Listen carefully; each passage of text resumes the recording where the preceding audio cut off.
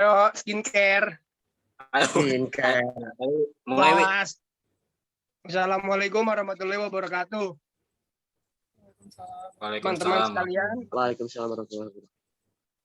kami dari kelompok 3 izin menjelaskan materi tentang karakteristik pendidikan kurikulum 1968. Sebelumnya, izinkan kami memperkenalkan diri. Nama saya Muhammad Dwi Nur Rizky. Selanjutnya ada Fikri Abdillah, ada Bu Mantara, dan ada Rizky Yuniar.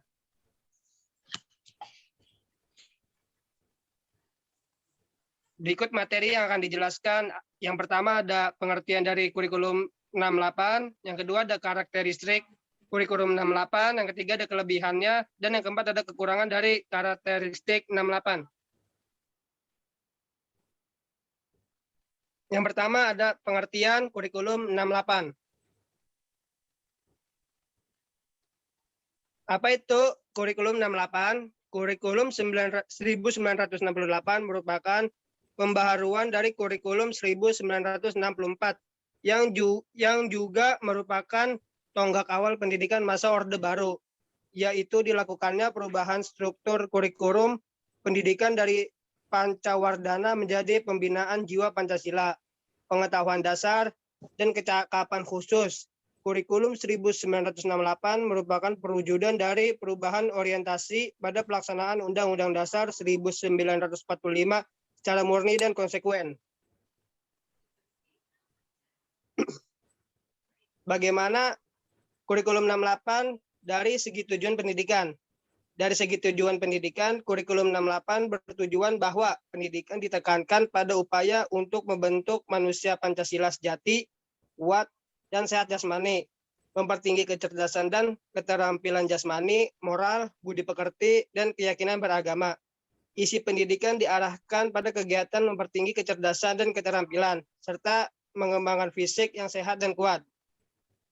Selanjutnya dijelaskan oleh teman saya. Oke, selanjutnya lanjutan dari kurikulum 68. Struktur kurikulum 1968 atau istilah yang digunakan rencana pendidikan mengalami perubahan mendasar. Untuk kurikulum SD, kelompok mata pelajaran yang dulu dinamakan perkembangan moral diganti menjadi pembinaan jiwa Pancasila dan isinya pun berubah. Kelompok lain dalam kurikulum SD adalah pembinaan pengetahuan dasar dan pembinaan kecakapan khusus.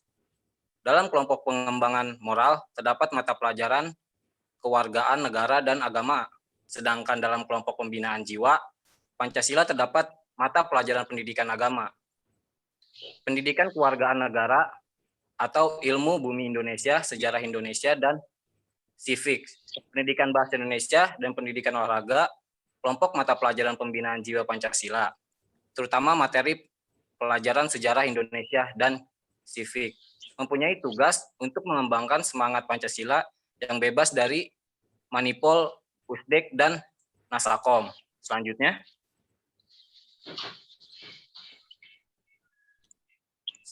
ada karakteristik 68. Ya, karakteristik 68.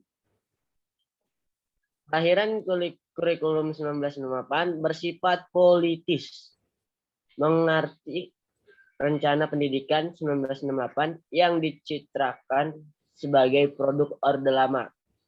Tujuan pendidikan pada kurikulum 1968 yang bertujuan menciptakan masyarakat sosialis Indonesia dihapus. Pendidikan pada masa ini lebih ditekankan untuk membentuk manusia Pancasila sejati.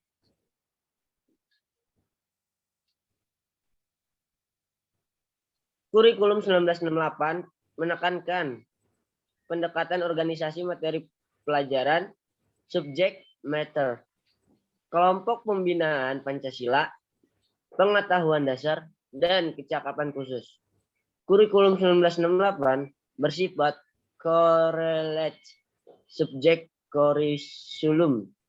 Artinya, materi pembelajaran pada tingkat bawah mempunyai korelasi dengan kurikulum sekolah lanjutan jumlah pelajaran 9 yang yang memuat hanya mata pelajaran pokok saja. Bidang studi pada kurikulum ini dikelompokkan pada 3 kelompok besar: pembinaan Pancasila, pengetahuan dasar, dan kecakapan khusus. Kurikulum 1968 sebagai kurikulum bulat hanya memuat mata pelajaran pokok-pokok saja. Muatan materi pelajaran bersifat teoritis, tak mengaitkan dengan permasalahan faktual di lapangan. Titik beratnya pada materi apa saja yang tepat diberikan kepada siswa di setiap jenjang pendidikan. Oke, selanjutnya akan dijelaskan oleh teman saya. Oke, selanjutnya ada kelebihan kurikulum 1968, yaitu pendidikan diarahkan pada kegiatan mempertinggi kecerdasan dan juga keterampilan, juga mengembangkan fisik yang sehat dan kuat. Lalu ada kekurangan kurikulum 1968. Yang pertama, hanya mengandung muatan mata pelajaran pokok saja.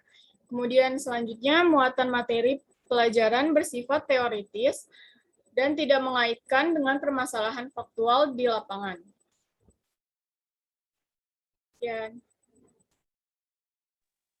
Sekian presentasi dari kelompok kami. Kurang lebihnya mohon maaf. Wabillahi taufiq wal hidayah. Waridho'inna wa inayah. Wassalamualaikum warahmatullahi wabarakatuh. Waalaikumsalam warahmatullahi wabarakatuh. Waalaikumsalam.